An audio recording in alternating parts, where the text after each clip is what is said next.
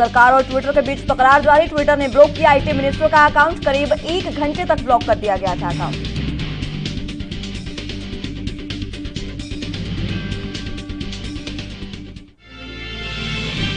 UP के बागपत में जिला पंचायत अध्यक्ष चुनाव से पहले जयंत चौधरी का झटका। आरएलडी उम्मीदवार ममता किशोर ने छोड़ी पार्टी, पटेल समेत बीजेपी में हुई शामिल।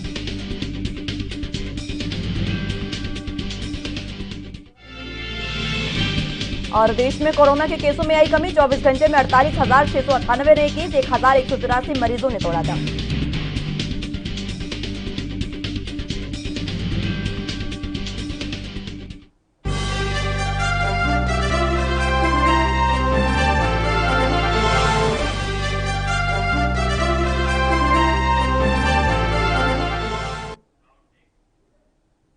नमस्कार, एनबी न्यूज देख रहे हैं आप और मैं हूं आपके साथ मुस्कान। स्वागत है आप सभी का खबर दोपहर में। अब रुख खबरों की ओर कर लेते हैं। अयोध्या विजन डॉक्यूमेंट को लेकर प्रधानमंत्री नरेंद्र मोदी की मीटिंग खत्म हो गई है और करीब 1.5 घंटे तक ये मीटिंग चली है। और इस मीटिंग में प्रधानमंत्री ने सभी के सामने अयोध्या के विकास कार्यों का विजन डॉक्यूमेंट रखा गया है। इस दौरान विजन डॉक्यूमेंट पर चर्चा भी की गई। मीटिंग में सीएम योगी आदित्यनाथ, दोनों डिप्टी सीएम केशव प्रसाद मौर्य और दिनेश शर्मा समेत बाकी अधिकारी भी वीडियो कॉन्फ्रेंसिंग के जरिए लखनऊ स्थित सीएम हाउस से ही मीटिंग में शामिल हुए थे। बैठक में आवास विकास के प्रमुख सचिव अयोध्या को लेकर विजन डॉक्यूमेंट पेश किया गया है। इसमें बताया गया कि अब तक कितने विकास कार्य पूरे हो चुके हैं और किन कामों पर भविष्य में काम होने जा रहे हैं। जानकारी के मुताबिक बैठक के दौरान अयोध्या के सौंदर्यीकरण पर भी विस्तार से बात हुई है। साथ ही अयोध्या में बनने जा रहे भगवान राम की प्रतिमा को लेकर भी चर्चा होने की बात सामने आ रही है।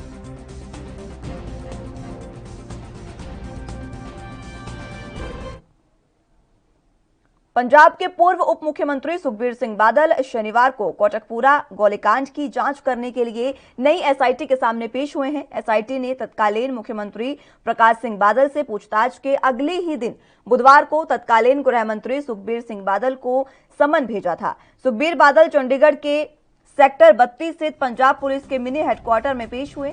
पंजाब हरियाणा हाईकोर्ट के निर्देश पर राज्य सरकार द्वारा गठित की गई नई एसआईटी ये पता लगाने का प्रयास कर रही है कि 2015 में हुए उक्त वारदात के समय शांतिपूर्ण धरना दे रहे निहत्थे सिखों पर पुलिस फायरिंग के आदेश किसने जारी किए थे। इसलिए इस मामले में मंगलवार को पंजाब के पूर्व मुख्यमंत्री और शिरोमणि अकाली दल के संरक्षक प्रकाश सिंह बादल से एसआईटी ने 2.5 घंटे तक पूछताछ की है और इस दौरान पूर्व मुख्यमंत्री ने एसआईटी के 80 से अधिक सवालों के जवाब भी दिए हैं।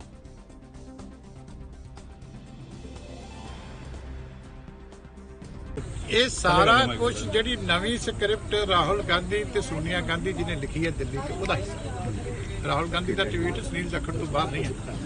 सुनील जाखड़ जी कह रहे हैं कि इन्हों अंदर किवें करना अकालियां ये हुण राहुल गांधी सुनिश्चित करके इन्हों फ्रेम किवें करना। फ्रेम का डिक्शनरी मीनिंग जरूर समझाओ लोगों इन्हों फ्रेम किवें करना।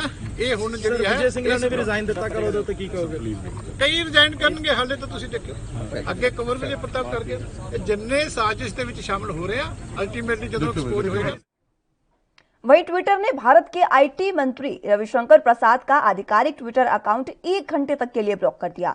ट्विटर ने अमेरिकी कानून के उल्लंघन का आरोप लगाते हुए यह कार्रवाई की है, जिस पर रविशंकर प्रसाद ने कड़ी प्रतिक्रिया जताते हुए इस कंपनी की मनमानी इसको बताया है। और ट्विटर ने आईटी मिनिस्टर रविशंकर प्रसाद का अकाउंट 1 घंटे तक के लिए ब्लॉक रखने के मामले में अपना जवाब भी दिया है। ट्विटर ने कहा कि माननीय मंत्री के खाते की पहुंच केवल डीएमसीए नोटिस के कारण अस्थायी रूप से प्रतिबंधित थी और संदर्भित ट्वीट पर रोक लगा दिया गया था। तो वहीं साइबर एक्सपर्ट संजय कौशिक ने भी अपनी प्रतिक्रिया दी है। बड़ी हंसी की और बड़ी ही विवादास्पद बात है और बहुत ही आयरनी जिसको बोलते हैं ना, आप इंडिया के आईटी मिनिस्टर का अकाउंट बंद कर रहे हैं कह के कि उन्होंने डीएमसीए एक्ट जो कि एक यूएस का एक्ट है उसका उल्लंघन किया। आप भारत देश में हैं, भारत देश के कानून का पालन नहीं कर रहे हैं। आपको जब बोला गया कि आप भारत देश के कानून के हिसाब से एक कंप्लायंस ऑफिसर, एक नोडल ऑफिसर आप नियुक्त कीजिए, वो आप नहीं कर रहे हैं। लेकिन यूएस के कानून से भारत सरकार के मंत्री का और एक और चुने हुए नेता का, चुने हुए पार्लियामेंट्रियन का, जिसका जो कि एक पार्लियामेंट्री कमेटी के हेड भी हैं, उनका अकाउंट आप बंद कर रहे हैं यूएस के अकाउंट के कारण, यूएस के लॉ के हिसाब से। बड़ा ही ना समझ में आने वाला एक इशू है, लेकिन ट्विटर शायद भूल गया है कि वो सिर्फ एक आईटी कंपनी है। They are not the law, वो लॉ नहीं है, वो जज नहीं है, वो कोर्ट नहीं है, वो डिसाइड नहीं कर सकते कि कौन क्या ट्वीट करेगा। और उसमें भी उन्होंने, अगर आप रविशंकर जी का जहां अकाउंट बंद किया गया है उसका अगर आप नोटिस देखें तो उसमें बोला गया है कि आपका जो ट्वीट था उसके अंदर जो मैटर था वो वायलेशन ऑफ कॉपीराइट एक्ट है, तो हम इसे हटा रहे हैं। आप उस पर्टिकुलर ट्वीट को हटा सकते हैं, ये नहीं कर सकते कि आप पूरा का पूरा अकाउंट ही बंद कर देंगे। ये दिखा रहा है, शायद ट्विटर ये दिखाना चाह रहा है कि हम शायद भारत सरकार से, भारत के कानूनों से हम बहुत बड़े हैं और हम जिसे चाहें उसे ब्लॉक कर सकते हैं, हम जिसे चाहें अपने ट्विटर अकाउंट पे आने देंगे। तो मेरी तो इस मुद्दे पे सभी देशवासियों से यही अपील है कि ट्विटर छोड़ के हमें तुरंत ही जो हमारा भारतीय ऐप है कू, उसको अपना लेना चाहिए और ट्विटर को हमें ही दिखाना चाहिए कि आप हमारे देश को, हमारे देश के नागरिकों को और हमारे देश के मंत्रियों को, भारत सरकार के मंत्रियों को आप आसानी से नहीं ले सकते। अगर हमारे भारत सरकार ने कुछ कानून बनाए हैं तो आपको उनका पालन करना पड़ेगा, वरना भारत सरकार को शायद सख्त कदम उठाने पड़ेंगे। और सख्त कदम ना भी उठाने पड़े तो हमारा अपना एक ऐप है कू, और हमें एक विकल्प हमारे पास है कू के नाम पे, और हमें सबको, मेरी सबसे यही अपील है कि सबके सब जितने भी लोग सुन रहे हैं, ये चैनल देख रहे हैं, और तुरंत ही कू पे शिफ्ट कीजिए और भारत के जो 130 करोड़ लोग हैं वो दिखा दें ट्विटर को कि हम अगर आपसे हट जाएंगे तो नुकसान आपका है, हमारा कोई नुकसान नहीं, और हमारे पास ऐसा विकल्प मौजूद है। यूपी के बागपत में जिला पंचायत अध्यक्ष पद के लिए चुनाव से पहले नेताओं के दल बदल का सिलसिला भी शुरू हो गया है। जिला पंचायत सदस्य पद के चुनाव में पश्चिमी उत्तर प्रदेश में मजबूत होकर उभरी आरएलडी को जिला पंचायत अध्यक्ष पद के लिए चुनाव से ऐन पहले तगड़ा झटका लगा है। पार्टी ने जिस उम्मीदवार बनाया था वही पार्टी छोड़कर अब भारतीय जनता पार्टी में शामिल हो गए हैं। बागपत से जिला पंचायत अध्यक्ष पद के लिए आरएलडी ने ममता किशोर को प्रत्याशी बनाया था। आरएलडी प्रत्याशी ममता किशोर अपने पति जय किशोर के साथ आरएलडी छोड़कर अब बीजेपी में शामिल हो गई हैं। ममता किशोर के आरएलडी छोड़कर बीजेपी में शामिल हो जाने के बाद अब बागपत में आरएलडी में जिला पंचायत अध्यक्ष पद के लिए कोई उम्मीदवार नहीं बचा है।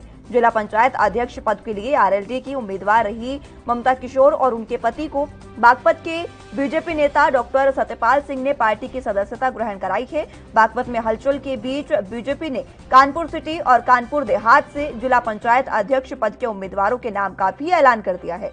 बीजेपी ने कानपुर सिटी से पूर्व मंत्री कमला रानी, वरुण की बेटी स्वप्निल और कानपुर देहात से सांसद देवेंद्र सिंह होली की बहू नीरज रानी सिंह को जिला पंचायत अध्यक्ष का टिकट दिया है। गौरतलब हो कि पिछले दिनों संपन्न हुए पंचायत चुनाव में सत्ताधारी बीजेपी को तगड़ा झटका लगा था और पार्टी के उम्मीदवारों को बड़ी तादाद में हार मिली थी। प्रदेश में समाजवादी पार्टी और पश्चिमी यूपी में आरएलडी मजबूत होकर उभरे थे और पंचायत चुनाव के बाद अब हाल ही में बीजेपी का जो मीटिंग हुई थी जिससे जिला पंचायत अध्यक्ष पद के चुनाव को लेकर मंथन किया गया था, जिसके बाद अब यह फैसला लिया गया।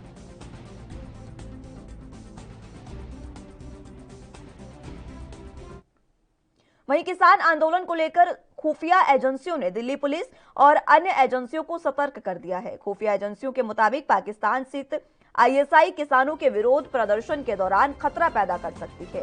दरअसल विरोध प्रदर्शन के 7 महीने पूरे होने पर आज किसान लखनऊ स्थित राजभवन का घेराव करने वाले हैं। खुफिया एजेंसियों ने दिल्ली पुलिस और केंद्रीय औद्योगिक सुरक्षा बल को सचेत किया है कि पाकिस्तान स्थित इंटर सर्विसेज इंटेलिजेंस के प्रतिनिधि 26 जून किसान के विरोध को उकसाकर और बर्बाद कर सकते हैं। आईएसआई से उत्पन्न होने वाले खतरे के मद्देनजर दिल्ली पुलिस और दूसरी संबंधित एजेंसियों को एक पत्र भी भेजा गया है। पत्र मिलने के बाद दिल्ली पुलिस की ओर से पुख्ता इंतजाम भी किए गए हैं।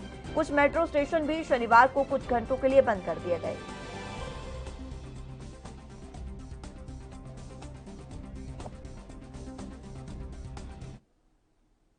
वहीं मुंबई में सचिन वाजे और अनिल देशमुख मामले में पूर्व गृह मंत्री को शनिवार को ईडी के सामने पेश होने के लिए सम्मन भेजा गया था। माना जा रहा था कि देशमुख 11 बजे तक ईडी के दफ्तर पहुंच जाएंगे, लेकिन इस मामले में एक नया मोड़ आता दिख रहा है। शनिवार को देशमुख की ओर से वकील जयंत पाटिल ने जानकारी दी है कि अनिल देशमुख ने शनिवार यानी आज ईडी के सामने पेश नहीं होंगे और उन्होंने कहा है कि वकीलों को और समय चाहिए। इसके लिए उन्होंने सभी सवालों के जवाब देने के लिए भी ईडी से दस्तावेज मांगे हैं। वहीं ईडी भी वकीलों की तरफ से दिए जाने वाले आवेदन की समीक्षा करने के बाद ही ये फैसला करेगा कि अनिल देशमुख को आगे कब बुलाया जाना चाहिए। महाराष्ट्र के पूर्व गृह मंत्री अनिल देशमुख के खिलाफ कथित मनी लॉन्ड्रिंग मामले की प्रवर्तन निदेशालय जांच कर रहा है, जिसके चलते प्रवर्तन निदेशालय शुक्रवार सुबह देशमुख के नागपुर स्थित आवास पर पहुंचा। अधिकारी देशमुख के आवास पर पहुंचे और सुबह से ही तलाशी शुरू कर दी गई थी। करीब 7 घंटों की छापेमारी के बाद ईडी देशमुख के आवास से बाहर आई। हालांकि इस बात की कोई पुष्टि फिलहाल नहीं हो पाई है कि इस दौरान अनिल देशमुख आवास पर मौजूद रहे या नहीं।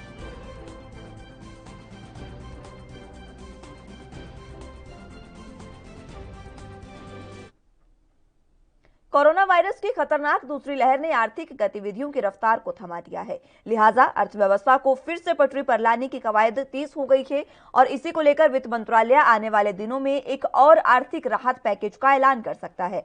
जानकारी के मुताबिक इस रिलीफ पैकेज में टियर 2 शहरी में स्वास्थ्य बुनियादी ढांचे को बढ़ाया जा सकता है और इसको बढ़ावा भी दिया जा सकता है। साथ ही 4.5 लाख करोड़ रुपए की आपातकालीन क्रेडिट लाइन गारंटी योजना को भी शामिल करने की संभावना है। नवंबर 2020 में वित्त मंत्री द्वारा दिए गए बयानों के अनुसार सरकार पहले ही कुल 29 लाख करोड़ के उपायों की घोषणा कर चुकी है।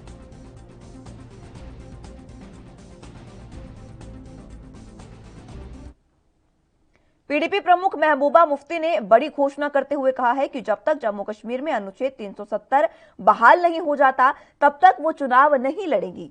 बीजेपी नेता कविंद्र गुप्ता ने इस पर अपना बयान देते हुए कहा है कि महबूबा को 370 के बारे में भूल जाना चाहिए और उन्होंने क्या कुछ कहा है वो भी सुनाते हैं आपको।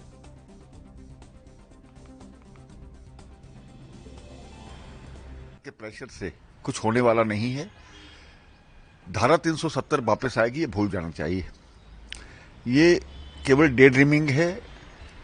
शायद ये अपने लोगों को भी गुमराह कर रही हैं। तो कुल मिलाकर के राजनीतिक पार्टियां जिनको मौका मिला है इलेक्शन लड़ना चाहिए। हम तो यही सलाह देंगे।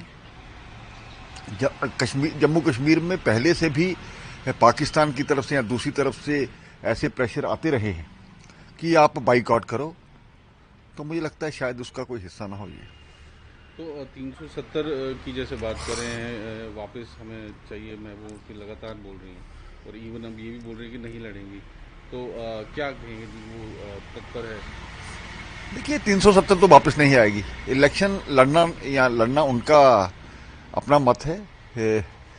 बाद में देखो ये राजनीतिक एक चाल हो सकती है या क्या है, या लोगों की सिंपैथी लेने की, ऐसा कुछ नहीं है। लेकिन 370 वापस आने वाली नहीं। जम्मू कश्मीर के पूर्व मुख्यमंत्री और पीपुल्स डेमोक्रेटिक पार्टी की मुखिया महबूबा मुफ्ती ने कहा है कि जब तक राज्य का विशेष दर्जा बहाल नहीं होता, यानी अनुच्छेद 370 बहाल नहीं किया जाता, तब तक वो चुनाव नहीं लड़ेंगी। महबूबा मुफ्ती ने जोर देकर कहा कि केंद्रीय नेतृत्व को इस बात पर ध्यान देना चाहिए कि राज्य के लोगों के साथ दिल की दूरी खत्म हो। इस पर जम्मू कश्मीर के नेताओं की भी प्रतिक्रिया आई है। उन्होंने क्या कुछ कहा है वो सुनाते हैं आपको। She have different statements. She will say anything. I believe she will contest the election as per the constitution. If Article 370 will be given from the Delhi or not. That is her every day is, a new thing that I will contest, I will not contest. She will contest definitely. She will do what can be possible to get the chair. And they are the hungry people, these Abdullahs and Muftis. So don't believe these rumors. They are her rumors which she wants to grab the vote bank and nothing else, I believe. As far as the initiative was there from the Prime Minister, it is a very welcome initiative. But as far as the outcome is concerned, it could have been much better. And you ask me as, not only as a PAGD Apex member, but more so as the Vice President of Awami National Conference. As a Kashmiri, I'm not satisfied with the outcome of the meeting. And because we know about delimitation, we know about elections and the statehood. Well, delimitation, then election, then statehood, and we don't know in what form the statehood, full statehood, partial statehood. Well, that is something which is very debatable. And anyway, the ice is broken. But as I told you, without 370 and 35A, the entire process, though there is a process, this process is incomplete. वक्त एक छोटे से break का है, फौरन हाजिर होंगे।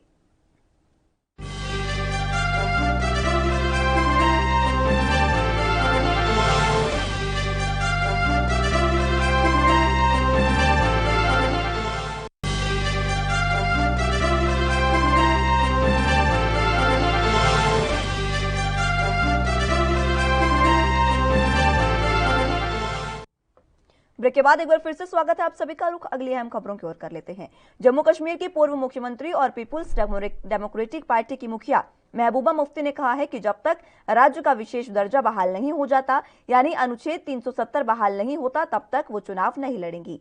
उनके इस बयान पर आरजेडी सांसद मनोज झा ने भी अपनी प्रतिक्रिया दी है। साथ ही किसान आंदोलन पर भी मनोज झा ने क्या कुछ कहा है, वो सुनाते हैं आपको।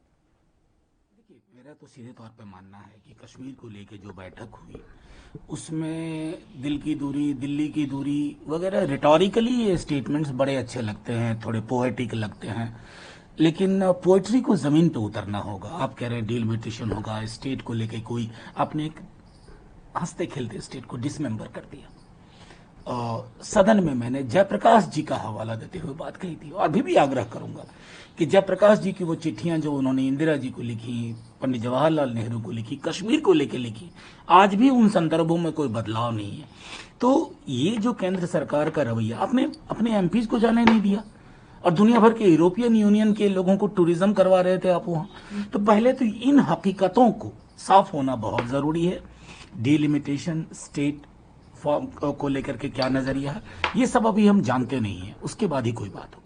देखिए 7 महीने हमारे खेतीहर समाज को सड़क पर आए हुए और ये 7 महीने इस बात के भी गवाह हैं कि जो हमारी हुकूमत वो 7 महीने से कान में रुई डाल के बैठे हुए।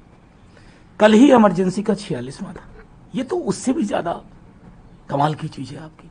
इंदिरा जी को तो संविधान के दायरे के अंदर इमरजेंसी लगानी पड़ी थी, आपने तो पूरी की पूरी इमरजेंसी लगा रखी। संवाद करते नहीं, माई वे और हाईवे में आपका नजरिया है, सदन में आप एक ब्रूट मेजॉरिटी के आधार पर बुलडोज करते हैं। तो खेतीहर समाज के बारे में तो ये जान लीजिए, जब जब वो जागा है उसने सत्ता को जगा दिया है, कान की रुइयां निकलवा दी।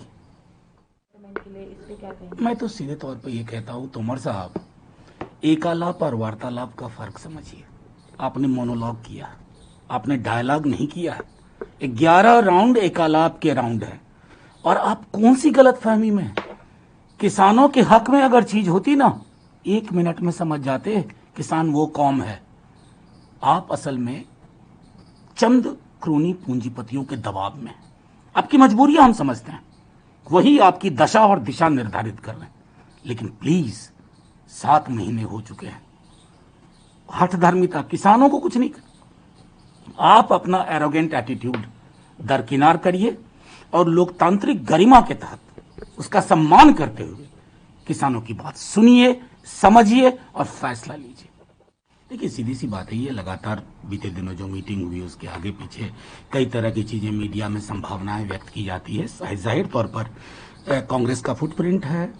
अब जैसे आपको मैं उदाहरण दूं, क्या राष्ट्रीय जनता दल के बिना बिहार में किसी विकल्प की चर्चा हो सकती है? नहीं, फुटप्रिंट है हमारा।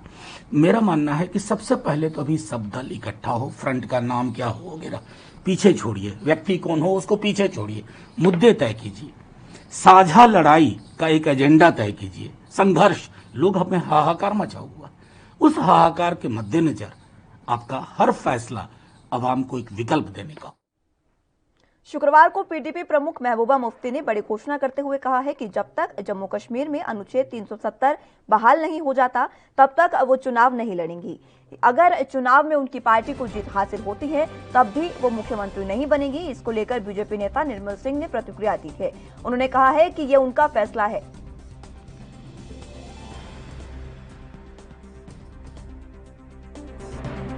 एक तो तरफ वो कह रहे पे हम इलेक्शन नहीं लड़ेंगे, दूसरी तरफ जब तक 370 जो है उसको रिस्टोर नहीं होता, और दूसरी तरफ पे हम लड़ेंगे, तो वो उनकी वो बात मुझे कोई समझ कम आ रही है।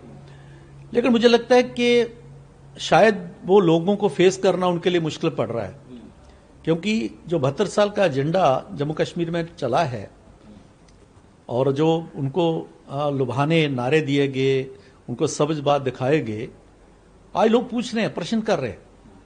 ठीक है, जम्मू के साथ जो भेदभाव हुआ, जम्मू को उनका हिस्सा नहीं मिला, लद्दाख तो पहले से ही अलग होना चाहता था और आज वो बड़े खुश हैं क्योंकि 72 साल में जो राजनीति वहाँ पर चली, जिस तरीके से चली, तो उसके लिए सभी वो लोग जो पावर में थे वो उसके लिए जिम्मेदार थे। तो इसलिए आज शायद ये लोग जो है उनको आम आदमी को फेस नहीं करना चाहते, क्योंकि लोग प्रश्न पूछ रहे हैं। लेकिन कुल मिला के जम्मू कश्मीर के हित में यही है कि हम लोकतांत्रिक जो प्रक्रिया है उसमें। प्रधानमंत्री नरेंद्र मोदी ने आज अयोध्या के विकास कार्यों की समीक्षा की है। पीएम मोदी ने वर्चुअली विकास कार्यों को लेकर समीक्षा बैठक की। इस पर अयोध्या के संतों की प्रतिक्रिया क्या है वो सुनाते हैं आपको। बहुत अच्छी बात है। जब तक प्रधानमंत्री जी और मुख्यमंत्री जी इसके साथ नहीं जुड़ेंगे तो इसका जो विकास है वो कागज पर हो जाएगा और धरातल पर नहीं दिखाई देगा। ऐसे हर जगह आज से नहीं, कितने वर्षों से जो भी सरकार आती है, विशेषकर भाजपा की सरकार के समय में कई बार इसका प्रोजेक्ट आया और इसके विकास के लिए बहुत काम हुआ, लेकिन कुछ नहीं हुआ, केवल कागज में रह गया। और यदि जो भी विकास की बात चल रही है और इसमें जितने भी प्रोजेक्ट आए हैं, जो भी योजनाएं हैं, वह बहुत अच्छी हैं। एक प्रकार से यह नगरी एक पर्यटक नगरी के रूप में विश्व में दिखाई देगी, केवल भारत में नहीं विश्व में दिखाई देगी जैसा योजनाएं बनी हुई है। तो उस योजनाओं को धरातल पर लाने के लिए जब तक प्रधानमंत्री जी और मुख्यमंत्री जी नहीं करेंगे तो यहाँ का किस रूप में पैसे भी जितने भी आएंगे वो भी समाप्त हो जाएंगे और कार्य भी कुछ नहीं दिखाई देगा। यह आज से नहीं, बहुत पहले से ऐसा ही होता चला आया है। इसलिए बहुत अच्छी बात है। यदि प्रधानमंत्री जी इस पर ध्यान देंगे, मुख्यमंत्री जी इस पर ध्यान देंगे तो निश्चित है जितने भी प्रोजेक्ट इसमें प्रस्तुत किए गए हैं, जो भी योजनाएं बनी हैं, वो निश्चित है पूर्ण होगी और उसके पूर्ण होने पर ये अयोध्या नगरी एक प्रकार से जैसे विश्व की पर्यटक नगरी के रूप में दिखाई देगी। जो अयोध्या रही, अयोध्या नाम नगरी तथा शिष लोक विश्रुता मनुना मानवेंद्र जापुरी निर्मिता स्वयं, वह नगरी जो कभी थी कि सारे विश्व में प्रसिद्ध थी। और इसी बात को लेकर के मुख्यमंत्री जी ने यहाँ कहा था कि हम तेता जो कि यह अयोध्या बनाएंगे। यदि जहाँ देश से प्रेम बना है, जहाँ देश का विकास करना, उसमें शासन को मिला करके विकास कराना, ये थोड़ा सौभाग्य रहा कि यहाँ देश का विकास हो रहा है और सब आपस में सद्भावना प्रेम बना रहा है, वो हमारे लिए ठीक है। प्रधानमंत्री जो आज जुड़ेंगे वीडियो कॉन्फ्रेंसिंग के जरिए, सारी चीज़ें उनसे जो चीज़ भी है अयोध्या को लेकर के विकास योजनाएं, जितनी भी राम मंदिर से जुड़ी सारी बातें उन अधिकारियों से, सीएम से सारी कुछ जानकारी लेंगे। तो इसको देखते हुए क्या लगता है कि जो भी अभी जो काम धरातल पर नहीं दिख रहा है वो दिखना शुरू हो जाएगा जल्दी से? हाँ, जिससे देश का विकास होगा, जिसमें हमेशा आगे जाने का प्रयास करेंगे और सब में प्रेम बनाने का प्रयास करेंगे, हमारे लिए वो सब ठीक ही रहेगा। प्रधानमंत्री जी क्या कहेंगे जो आज इस तरह से बैठक को लेकर के जो वर्चुअल जुड़ेंगे वीडियो कॉन्फ्रेंसिंग के जरिए, क्या कहेंगे पीएम के लिए? वो जो अयोध्या का मामला है, राम जी से प्रेम है, उसका अगर विकास कर रहे हैं तो हम लोगों के लिए सौभाग्य रहा। ठीक है। तो ये पीएम जो स्वागत कर रहे हैं ठीक है? पीएम जो बैठक को लेकर के जो सबको बैठा करके उनसे जानकारी लेंगे, ये स्वागत योग्य है? वो तो बहुत बड़ा सौभाग्य रहा, चूंकि देश के मालिक हैं। महाराष्ट्र के पूर्व गृह मंत्री अनिल देशमुख के पीए कुंदन शिंदे और पीएस संजीव पलाड को ईडी ने गिरफ्तार किया है। ईडी ने दोनों के खिलाफ ये कार्रवाई मनी लॉन्ड्रिंग केस के तहत की है। माना जा रहा है कि ईडी अनिल देशमुख पर भी शिकंजा कस सकती है। वहीं बीजेपी नेता किरीट सोमैया का इस पर बयान सामने आया है। उन्होंने कहा है कि अनिल देशमुख भी बहुत जल्द गिरफ्तार होंगे।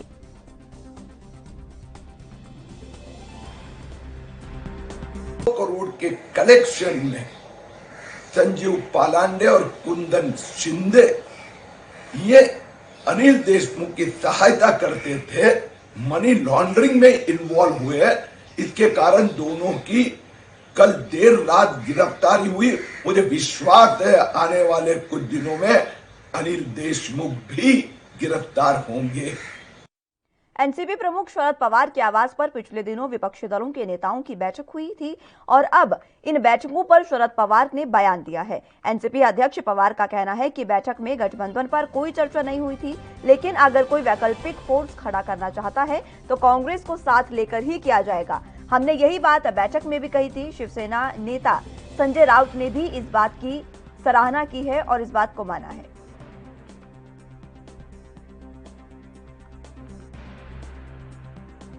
ये एक निराशा है कुछ लोगों के मन में, विफलता की एक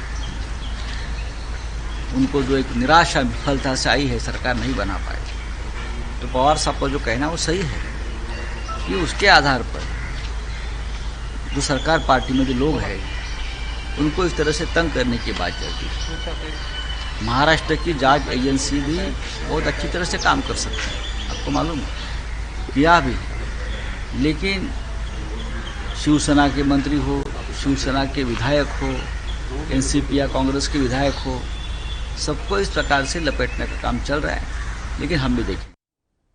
फिलहाल के लिए खबर दोपहर में मेरे साथ बस इतना ही। ताजा तरीन खबरों के लिए आप जुड़े रहिए एनपी न्यूज के साथ और मुझे दीजिए इजाजत। नमस्कार।